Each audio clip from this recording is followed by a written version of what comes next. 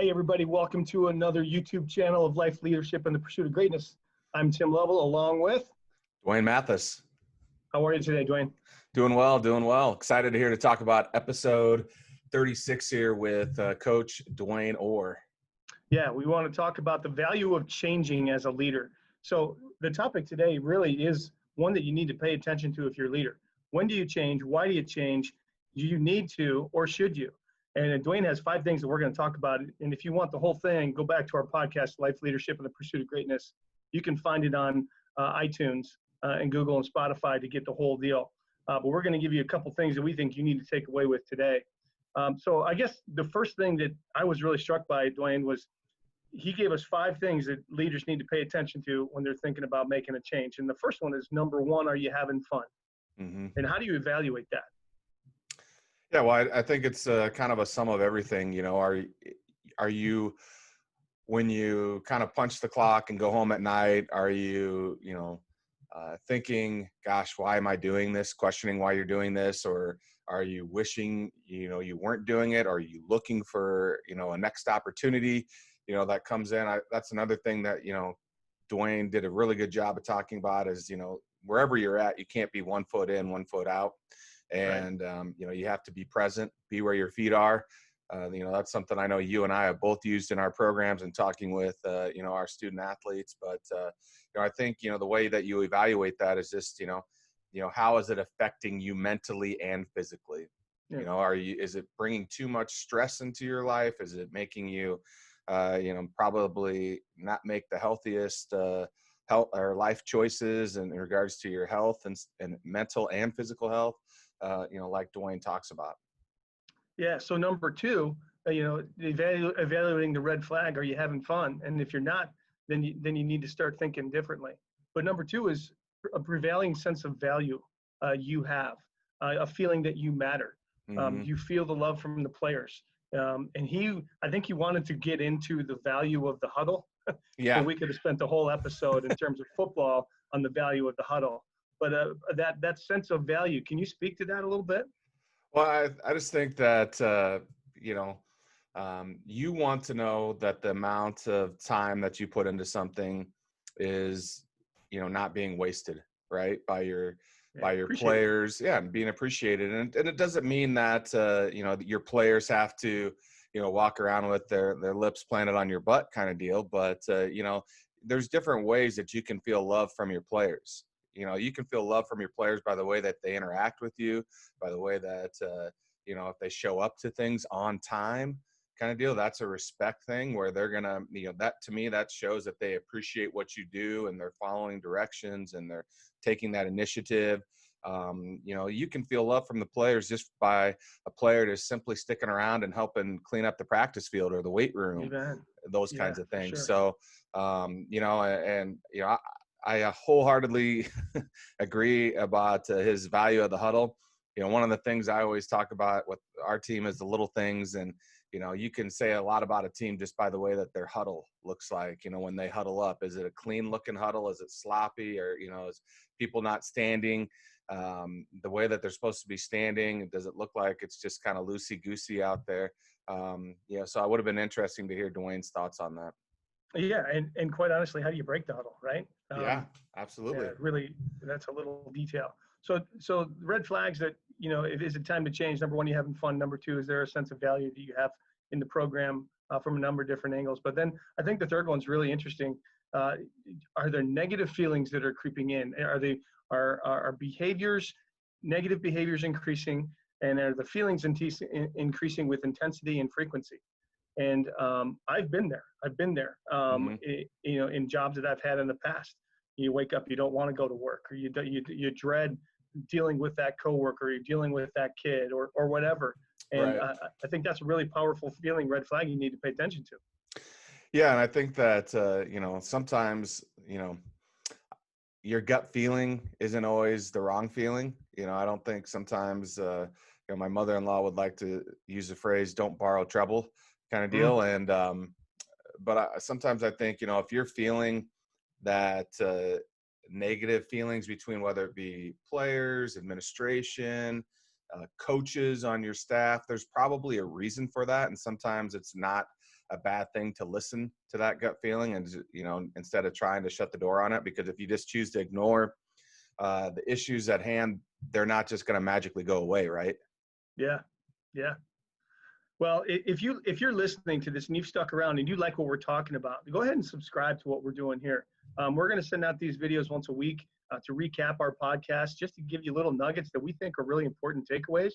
And then you can get all of the episodes found on our Life, Leadership, and the Pursuit of Greatness podcast. So we really encourage you to do that.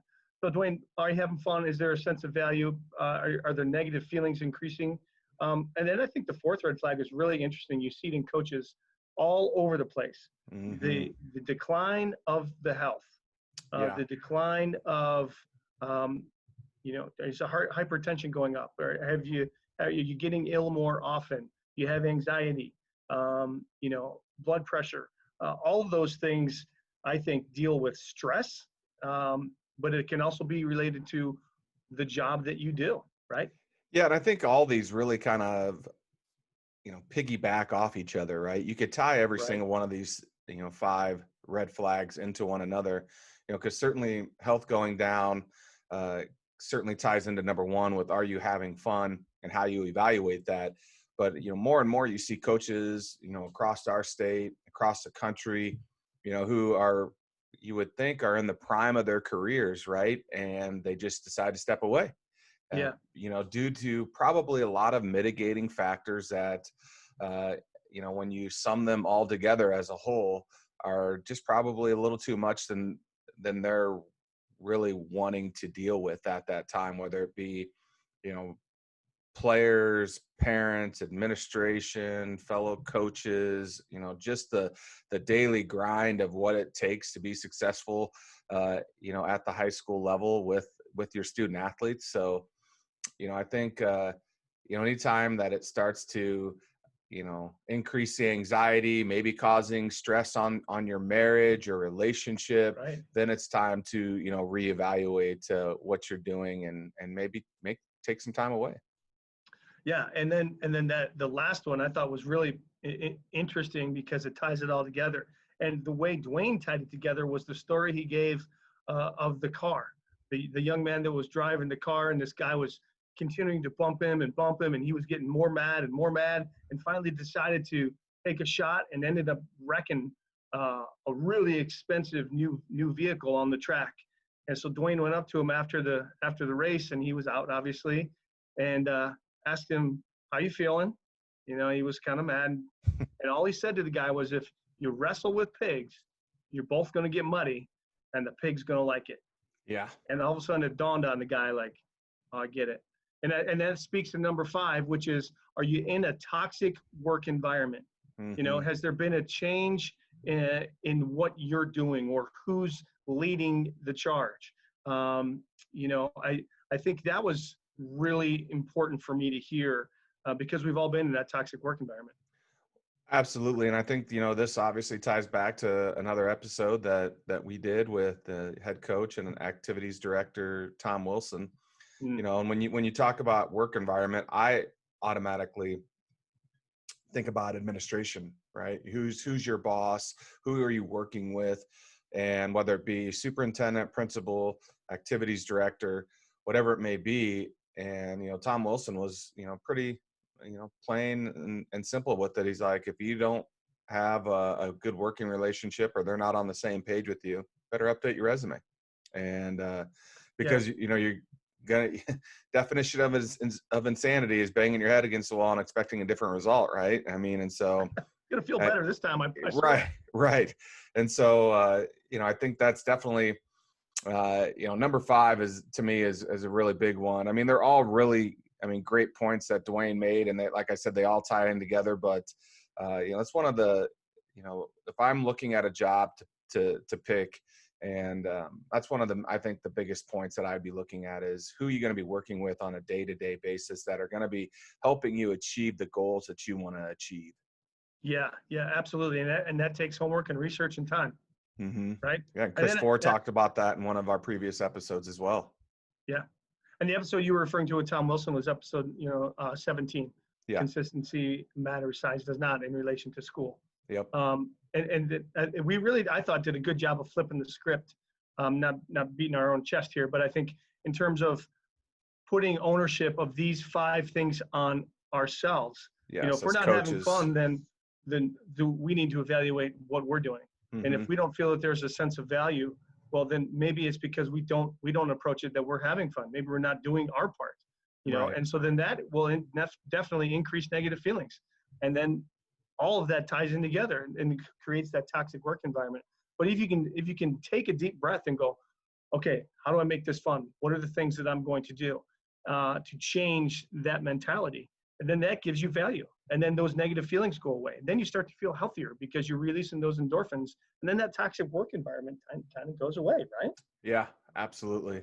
I think anytime that, ultimately, and let's not confuse our listeners out there. There's going to be days where everything's not rainbows and butterflies, right? Correct. But yes. Ultimately, your good days should outweigh your bad days. Yeah. And I think the thing that we want people to walk away with when they actually listen to this episode is that it is important to understand you don't always have to change, but there is value in doing so. Sometimes it's just best for everybody. And it takes time. And these 5 things really help narrow that list down or give you the idea, okay, I need to start thinking about doing something different. Absolutely. And so if you enjoyed this episode, tune in next. We're going to continue to break down our episodes. Every week we're going to get new YouTube videos for you guys to watch and pay attention to so you can get the nuggets. We have episode 37 coming up next with Frank Howell, who is the girls basketball coach at Central Decatur. Stick around and watch that. You're going to be blown away. Thanks for tuning in tonight. Let's keep chasing life, leadership, and the pursuit of greatness.